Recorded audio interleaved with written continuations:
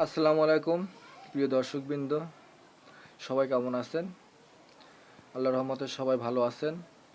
তো প্রচণ্ড শীতে আমরা অনেক ত্বকের যত্ন ভুলে যাই। পানি ঠান্ডা থাকার কারণে শীতের ভয়ে আমরা কিন্তু ত্বকের যত্ন তেমন নিতে পারি না। তো আজকে আমি সেই বিষয় নিয়ে আলোচনা করব। তো আপনারা অবশ্যই শীত যতই পড়ুক আপনার স্কিন কেয়ার আপনাকে করতে হবে, নতুবা আপনার স্কিনে দাগ সার্কেল এবং উজ্জ্বলতা কমে যাবে।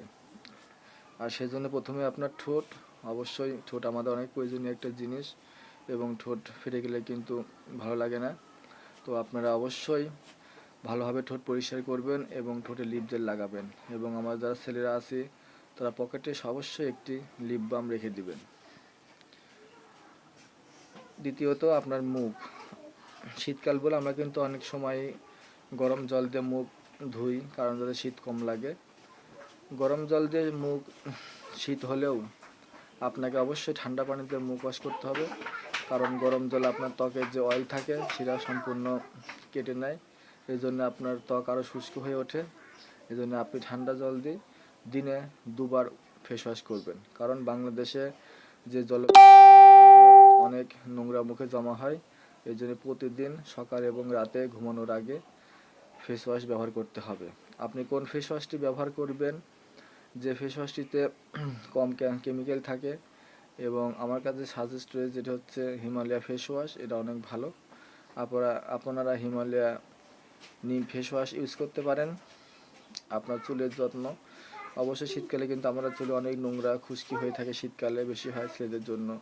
তো আপনারা সবসময় ক্লিয়ারম্যান যে শ্যাম্পুটা রয়েছে খুশকি মুক্ত রাখে সেই শ্যাম্পুটি ইউজ করবেন, এবং চুলের যে কন্ডিশনার রয়েছে শ্যাম্পু করার পরে আপনারা 5 মিনিট পরে বা 2-3 মিনিট পরে কন্ডিশনার মেখে 3 মিনিট মতো রেখে তারপর কন্ডিশনার ধুয়ে ফেলুন, দেখবেন আপনার চুল সুন্দর হয়ে উঠেছে। হ্যাঁ প্রিয় ভাই বোনেরা, আর শীতকালে আমাদের কিন্তু অনেক ঠান্ডা অতি সহজে লেগে যায়, আমরা বুঝতেও পারি না যে কখন আমাদের ঠান্ডা লেগে গেছে। তো ঠান্ডা থেকে বাঁচার জন্য অবশ্যই আপনার গরম কাপড় সবসময় ব্যবহার করুন, এবং কিছু পরিমাণ ঠান্ডা জলের সাথে গরম পানি মিশিয়ে খেতে পারেন। এতে আপনার শীতটা কমে যাবে, এবং আপনি সবসময় সাবধান থাকবেন যাতে আপনার ঠান্ডা বা কাশি না হয়। এটা সবারই হয়ে থাকে, সবাই আমরা ঠান্ডা কাশির মধ্যে দিয়ে চলে যাই। বাচ্চাদের সমস্যা হয়, শ্বাসকষ্ট যাদের আছে তারা অবশ্যই গরম জল ইউজ করবেন, এবং প্রতিনিয়ত ডাক্তারের পরামর্শ নেবেন এবং নিয়মিত ওষুধ সেবন করবেন। হ্যাঁ প্রিয় বন্ধুরা, শীতকালে আপনার চুল আপনার ফেসের অবশ্যই যত্ন নিতে হবে। আপনি শীতকালে গোসলের আগে সরিষার তেল ইউজ করতে পারেন। আমরা অনেকেই মনে করি সরিষার তেল ইউজ করলে আমরা কালো হয়ে যাব, এরা মোটেও না। তেল ব্যবহার করার পর গোসল করলে আপনার ত্বক আরও উজ্জ্বল হবে, এবং ময়েশ্চারের ঘাটতি পূরণ হবে, এবং আপনার শরীর গরম থাকবে। তো শীতকালে আপনি সরিষার তেল মেখে গোসল করতে পারেন।